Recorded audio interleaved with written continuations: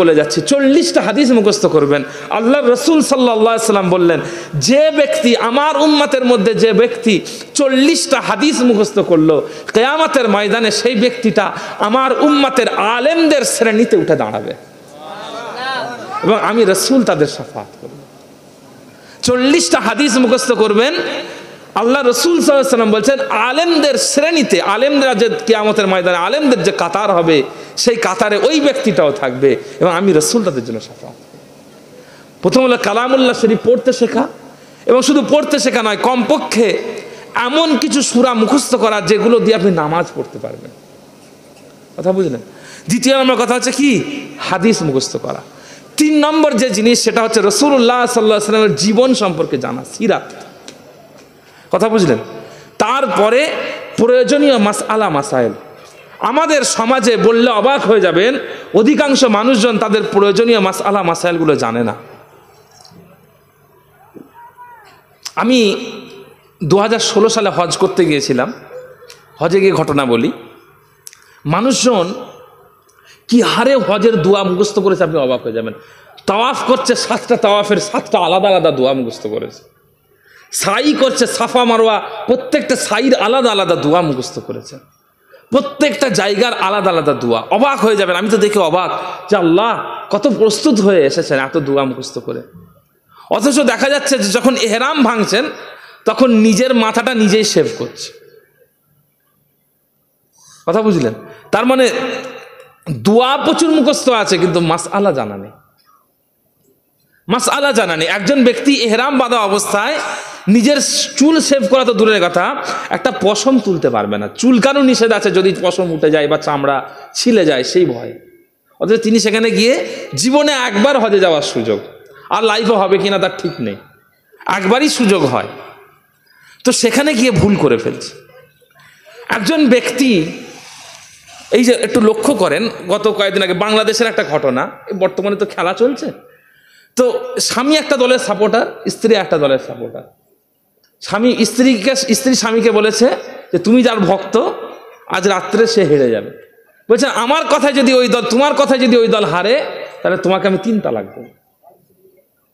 দেখা গেল রাত্রে সেই দল হেরে গেছে, স্বামী বাইরে চলে গেছে। কিছুক্ষণ পরে স্ত্রী যে দলের সাপোর্টার, সে দলের খেলা হচ্ছে এবং সেই দল জিতে গেছে। রাগের মাথায় স্বামী এসে স্ত্রীকে পর 3টে তালাক দিয়েছে। এখন জিজ্ঞেস করছে তালাক হবে কিনা। আরেকটা মাসআলা বলি, জুমার দিনে দরবারে বসে আছি, একজন লোক এসে বলছে যে হুজুর, আমরা বন্ধুরা মিলে প্ল্যান করেছি যে আমরা সবাই তাদের স্ত্রীদেরকে তালাক দেবো, ইয়ার কি করে প্র্যাঙ্ক করবো, একটু মজাক করবো, স্ত্রীদেরকে তালাক দিয়ে ভয় দেখাবো। বলে আমরা সবাই আমাদের স্ত্রীদেরকে 3টে তালাক দিয়েছে, কি হবে? আমি তাকে বললাম, দেখেন আল্লাহ রাসূল সাল্লাল্লাহু আলাইহি ওয়াসাল্লাম বলেছেন 3টে জিনিস সিরিয়াসলি করলেও সিরিয়াস হবে, ইয়ার কি করে করলেও সিরিয়াস হবে। প্রথম হচ্ছে বিয়ে, দ্বিতীয় হচ্ছে তালাক, তৃতীয় হচ্ছে গোলাম আজাদ করা। আপনি একটা সাবালিকা মেয়ে এবং একজন সাবালক পুরুষ, সেখানে 2জন সাক্ষীর উপস্থিত আছে, যদি ইয়ার কি করে যে চলো একটা বিয়ে খেলি, বলে আপনারা যদি বিয়ে করে নেন ওই বিয়েটা বিয়ে হয়ে যাবে। একইভাবে কেউ যদি স্ত্রীকে একটু মজাক করে তালাক দিয়ে দেয়, যে ইয়ার কি করতে হতে চলো দিয়ে দিলাম, তালাক হয়ে যাবে। তো এই ভুলগুলো কেন হচ্ছে? তার কারণ হচ্ছে মানুষ মাসআলা জানে না। মানুষ কি মাসআলা জানে না। ফলে এই যে 3 তালাক দিয়ে দিচ্ছে, দেওয়ার ফলে এলাকার মধ্যে হালালা প্রথা শুরু হয়েছে, একটা নিকৃষ্ট প্রথা। হালালা যারা করে, আমি একটা মাসআলা আপনাকে বলে দিই, একটা কথা বলে দিই। আল্লাহ রাসূল সাল্লাল্লাহু আলাইহি ওয়াসাল্লাম বলছেন, যে হালালা করে এবং যে হালালা করায়, উভয়ের উপরে আল্লাহ তাআলা লানত হয়। যে হালালা করে এবং যে হালালা করায়, উভয়ের উপরে আল্লাহ তাআলা লানত হয়। বর্তমান সময়েতে এই যে জিনিসটা সমাজে প্রচলিত আছে, এর কারণে স্ত্রী তো অপরজনের জন্য হালাল হয়ে যাবে, তারপরে স্ত্রীর সঙ্গে বিয়ে করাটা হালাল হয়ে যাবে, কিন্তু এই পুরো প্রক্রিয়ার মাধ্যমে অসংখ্য কোটি কোটি গুনাহ হবে। আর এইটা কেন হচ্ছে? তার কারণ হচ্ছে আমরা আমাদের মাসআলা মাসাইল সম্পর্কে, যেগুলো জরুরি সেইগুলো সম্পর্কে আমরা সচেতন না। প্যারে হাজরিন মাজলিস, সেই কারণে আমি আপনাদের কাছে বলে যাই, এলাকার মক্তবকে মজবুত করেন, যেখান থেকে এই প্রাথমিক মাসআলা মাসাইলগুলো শিখতে পারবেন। প্রাথমিক মাসআলা মাসাইলগুলো শিখতে। আর একটা সাজেশন আমি আপনাদেরকে দিই, সেটা হচ্ছে এলাকায় ছোট্ট হলেও একটা ইসলামিক লাইব্রেরি করেন। কথা বুঝতে পারছেন আমার? বিরক্ত লাগছে শুনে যে কি বলছে, এটা কোনো কথা হলো? আমরা পড়বো কেন? আমরা তো জান দিতে আছি, পড়তে আসিনি তো। কদিন আগে দেখছিলাম আব্বাস ভাইজানের নলেজ সিটির উদ্বোধন হচ্ছে, একজন সেখানে গেছে, বললো ভাইজানের জন্য জান দিয়ে দেবো। মাশাআল্লাহ, খুব ভালো কথা, খুব ভালো কথা, অবশ্যই। কিন্তু বলছে পড়াশোনা পরে হবে। এই জায়গাটা আমার প্রবলেম। কেউ যদি বলে ভাইজানের জন্য জান দিয়ে দেবো, আমি ঠিক আছে, খুব ভালো, কিন্তু পড়াশোনা সেটা পরে হবে, এটা আমার পছন্দ নয়। বা এটা কারোরই, আল্লাহ রসুল সাল্লাল্লাহু আলাইহি ওয়াসাল্লামেরও আদর্শ এটা ছিল না। আপনাকে আগে শিখতে হবে, আগে জানতে হবে, তারপরে আপনি সেখানে জান দেবেন কি জান নেবেন সেটা তার পরে ডিসাইড করবেন। আগে পড়াশোনা। এলাকায় আমি আপনাদেরকে বলে যাই, চেষ্টা করবেন একটা ছোট্ট হলেও ইসলামিক লাইব্রেরি তৈরি করা। এলাকায় যারা জওয়ান যুবক আছেন, বছরে 1000 টাকা, যদি তাও সম্ভব না হয় 500 টাকা, তাও সম্ভব না হলে 200 টাকা লাইব্রেরির উন্নয়নের স্বার্থে দেন এবং সেখান থেকে কিতাবপত্র নিয়ে এসে পড়েন। বর্তমান সময়তে আলেমের কমি, কথা বুঝতে পেরেছেন? এলেম কমে যাচ্ছে। ইসলামের এলেম কোনো ছোটখাটো জিনিস নয়। আপনি মনে করেন যে ডাক্তারি যেমন জিনিস, ইঞ্জিনিয়ারিং যেমন জিনিস, ওকালতি যেমন জিনিস, হয়তো ইসলামিক এলেমটাও তাই না। ইসলামিক এলেমটা তা নয়। ইসলামিক এলেম মানে হলো ওহী। কি বললাম? ইসলামিক এলেম মানে কি? ওহী। এই ওহীর হেফাজতের দায়িত্ব আল্লাহ তাআলা আপনাকে দিয়েছেন। যদি এই এলেমটাকে আপনি শেষ করে দেন, তার মানে ওহীর দায়িত্ব আপনি পালন করলেন না। আর জামানা আসবে, কথা বুঝতে পারছেন? আখেরি জামানা যে আসছে না, এমন জামানা এলেম শেষ হয়ে যাবে। কথা বুঝলেন? হাদিস শরীফের মধ্যে আজকে আমি নিজে পড়ছিলাম, ভাবলাম আজকে জলসায় আছে যখন গিয়ে বলবো, দারমি শরীফ পড়ছিলাম, কয়েকটা হাদিস সেখানে পেলাম, অবাক হয়ে গেলাম। একটা হাদিস দারমি শরীফে আল্লাহ রসুল সাল্লাল্লাহু আলাইহি ওয়াসাল্লাম বলছেন, ক্বালা রাসূলুল্লাহি সাল্লাল্লাহু আলাইহি ওয়াসাল্লাম, ইন্নাল্লাহা লা ইয়াকবিদুল ইলমা ইনতিজাআন ইয়ানতাজিউহু মিনান নাস ওয়ালাকিন কবযুল ইলমি কবযুল উলামা ফাইযা লাম ইউবকি আলিমান ইত্তাখাযান নাসু রুউসান জুহালা ফাসুইলু ফাআফতু বিগাইরি ইলমিন ফাদাল্লু ওয়া আদাল্লু। আল্লাহ রাসূল সাল্লাল্লাহু আলাইহি ওয়াসাল্লাম বলেছেন যে শোনো, কিয়ামত যখন আসবে, কিয়ামতের আগে এলেম উঠে যাবে। কি উঠে যাবে? এলেম উঠে যাবে। কিয়ামতের আগে এলেম উঠে যাবে। এলেম কিভাবে উঠবে? আল্লাহ তাআলা করে হঠাৎ করে রাতারাতি ছিনিয়ে চলো এলেম উঠে গেল, আজ রাত থেকে এলেম নেই, এরকম না। এলেম উঠে যাবে মানে কি? আল্লাহ রসুল সাল্লাল্লাহু আলাইহি ওয়াসাল্লাম বলছেন, ওয়ালাকিন কবদুল ইলমি কবদুল উলামা। আলেমরা মারা যাবে, আর এমন আলেম যখন মারা যাবে তখন তার পরের জামানার আলেমরা তার যোগ্য হবে না। আলেম মারা যাবে, তারপরে সেই আলেমের এলেমটাকে তার মৃত্যুর পরে বয়ে নিয়ে যাওয়ার মতো আর কেউ থাকবে না। একটা উদাহরণ দিই, আপনাদের এলাকায় পাঁচলা হুজুর ছিলেন বদরুদ্দিন সাঈদ আল আজহারি রাহিমাহুল্লাহ। এই হুজুর যখন ছিলেন, এলাকায় তো একটা এলেম ছিল, তিনি তো একটা বড় পণ্ডিত ছিলেন মাশাআল্লাহ। তার জামানাতে এই পশ্চিমবঙ্গে এরকম বড় আলেম খুব কম ছিল, একটা বড় আলেম ছিল। বলেন তার ইন্তেকালের পরে তার এলেমটাকে কে বইছে? এখন তার এলেমটা কই তার এলেমটা? চিন্তা করেন, নেই।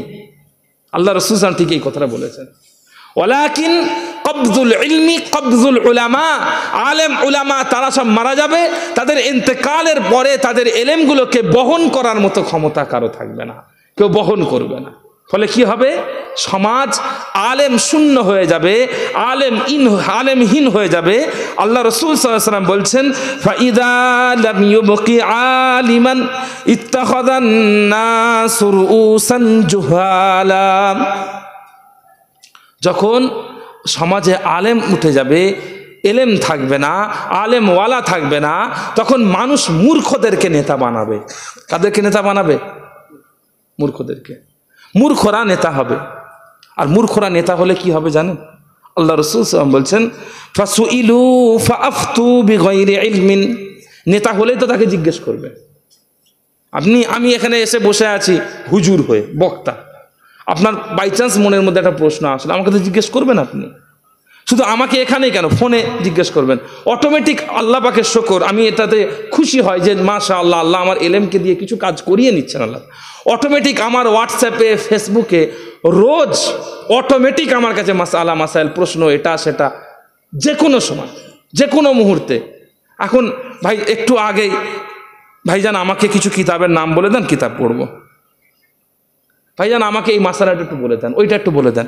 আমি এটাতে খুশি হয় যে আল্লাহ আমার এলেমকে দিয়ে কিছু কাজ করাচ্ছে। তো আমাকে তো লোক জিজ্ঞেস করবে কেন? কারণ আমি সমাজে আলেম সেজে বসে আছি।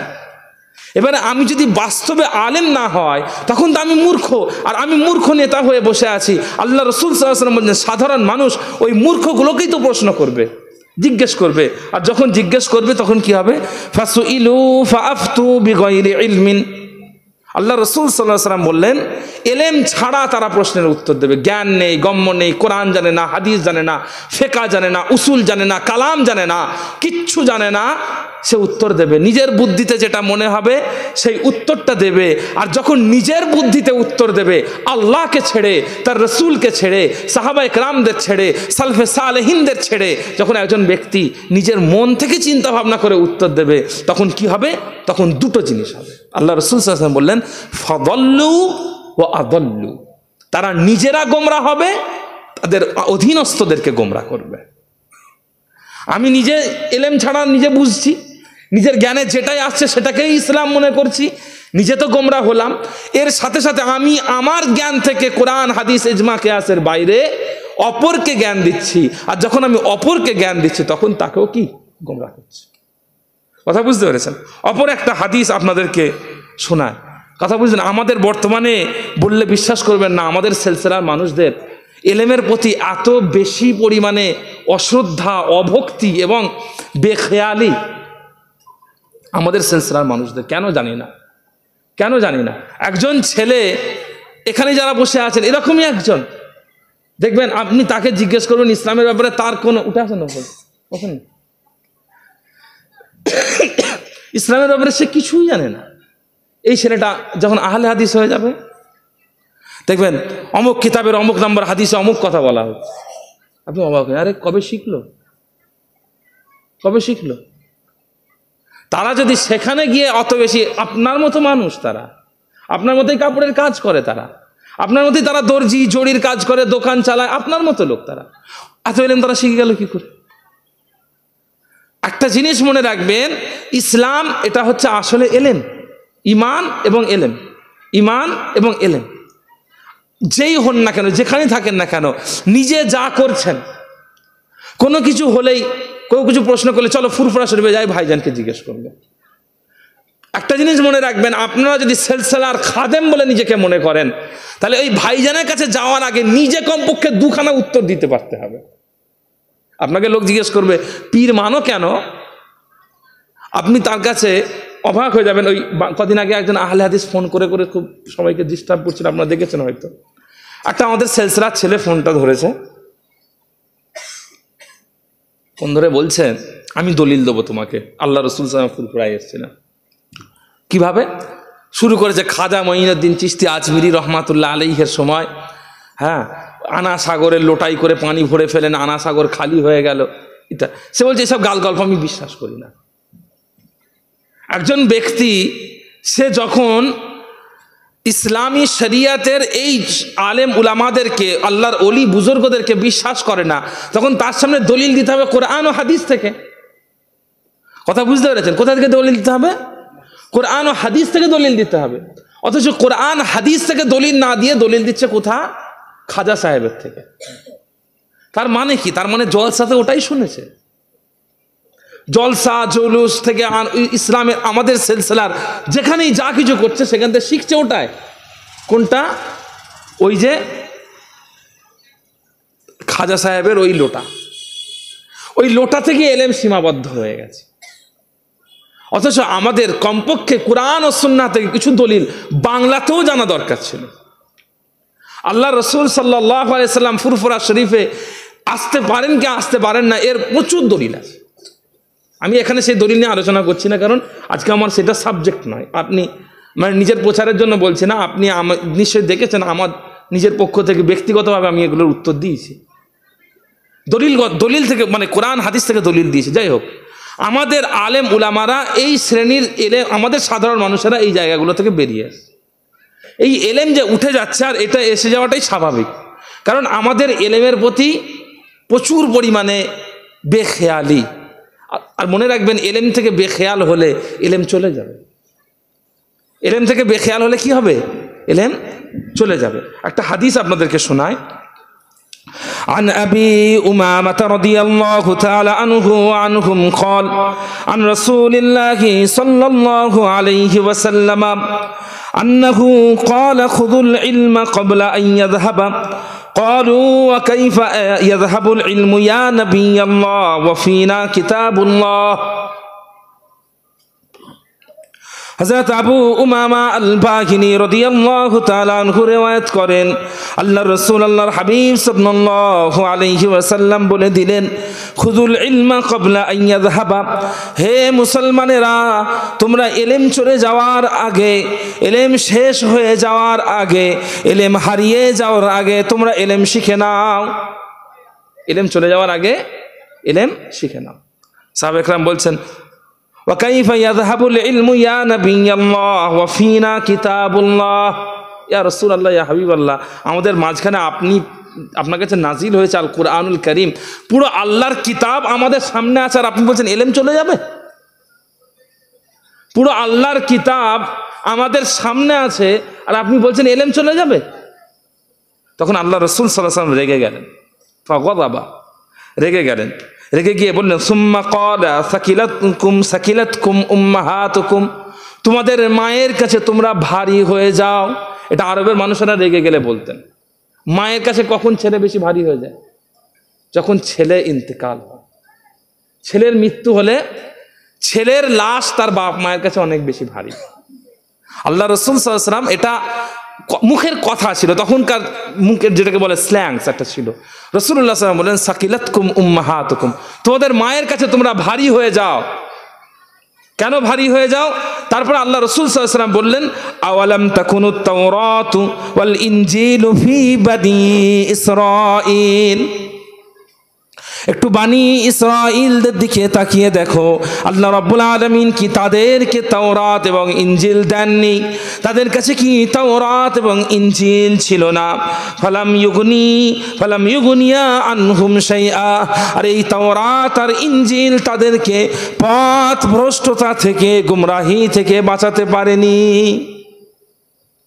তাওরাত আর ইনজিল ছিল তাদের কাছে, কিন্তু ওই তাওরাত আর ইনজিল তাদেরকে পথভ্রষ্টতা থেকে, গুমরাহি থেকে বাঁচাতে পারেনি, কারণ আলেম নেই, আলেমের অভাব। যখন আলেমের অভাব থাকবে তখন কিতাবুল্লাহ আপনাদের প্রত্যেকের ঘরে ঘরে কমপক্ষে একটা তো কোরআন শরীফ আছে, প্রত্যেকের ঘরে ঘরে তো কোরআন শরীফ আছে। বলেন, আপনাদের সেই কোরআন শরীফ যেটা আপনাদের ঘরে আছে, আপনাদের আচার আচরণ, চাল চলন, উঠা বসায়, তার এফেক্ট তার কতটা আছে একটু খেয়াল করবেন। প্রত্যেকের ঘরে কোরআন শরীফ আছে। আমরা অনেকে হাফেজ বুকে করে কোরআন শরীফ নিয়ে ঘুরছি, কোনো এফেক্ট পড়ছে না, কোনো তার আসার কোনো প্রভাব পড়ছে না। কেন? কারণ ওটাকে আত্মীকরণ করা, ভেতরে গ্রহণ করার জায়গাতে আমরা দুর্বল হয়ে গেছি। তখন আল্লাহ রাসূল সাল্লাল্লাহু আলাইহি ওয়াসাল্লাম তারপরে বলছেন, ইন্না যাহাবাল ইলমি আন তাযহাবা হামালাতুহু। এলেম চলে যাওয়ার অর্থ হলো যারা এলেমকে বহন করে তাদের চলে যাওয়া, অর্থাৎ আলেমদের চলে যাওয়া। লক্ষ্য করবেন, গত লকডাউনের পর থেকে আমাদের দেশে অনেক বড় বড় আলেম ইন্তেকাল হয়েছে, বড় বড় আলেমের ইন্তেকাল হয়েছে। একটু লক্ষ্য করবেন যে তাদের ইন্তেকালের পরে তাদের জায়গাটা পূর্ণ করতে পারছে কে? দেখবেন নেই। যারা চলে যাচ্ছেন ওই চলে গেল, তারপরে তাদের জায়গা পীর আল্লামা সাইফুদ্দিন সিদ্দিকী রহমাতুল্লাহ আলাইহি চলে গেলেন। ওই জায়গাটা ধরে রাখার মতো ক্ষমতা আমাদের সিলসিলার কারণে। কথা বুঝতে পারছেন? আপনি ভাববেন এত অসুবিধা কি আছে? মনে রাখবেন, একটা কথা বলি, এই এত সাধারণ মানুষের এত উপস্থিতি, এই উপস্থিতিটা কিছুই নয় যদি আলেমরা সিলসিলার সঙ্গে যুক্ত না থাকে।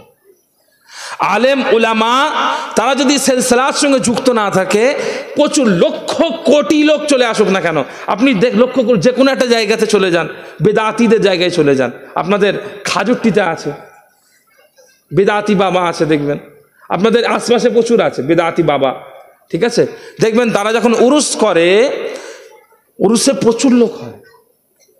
আমাদের সেই তুলনায় আমাদের এই জলসার মাহফিলগুলো বহুত ছোট ছোট, তাদের উরুসগুলোতে প্রচুর লোক হয়। কিন্তু দেখবেন সেখানকার থেকে আর আমাদের ফুরফুরা সিলসিলা বা আহলুস সুন্নাহ ওয়াল জামাতের যে কোনো সিলসিলার একটা পার্থক্য কি দেখবেন, দেখবেন ওই অত ভিড়ের মাঝখানে একখানেও আলেম বসে নেই। আপনি সেখানে হিন্দু ধর্মীয় গুরু পাবেন, খ্রিস্টান ধর্মীয় গুরু পাবেন, বৌদ্ধ ধর্মীয় গুরু পাবেন, তারপরে জৈন ধর্মীয় গুরু পাবেন, কিন্তু দুটো আলেম পাবেন না, সেখানে দুটো আলেম পাবেন না। এই জায়গাটাই পার্থক্য।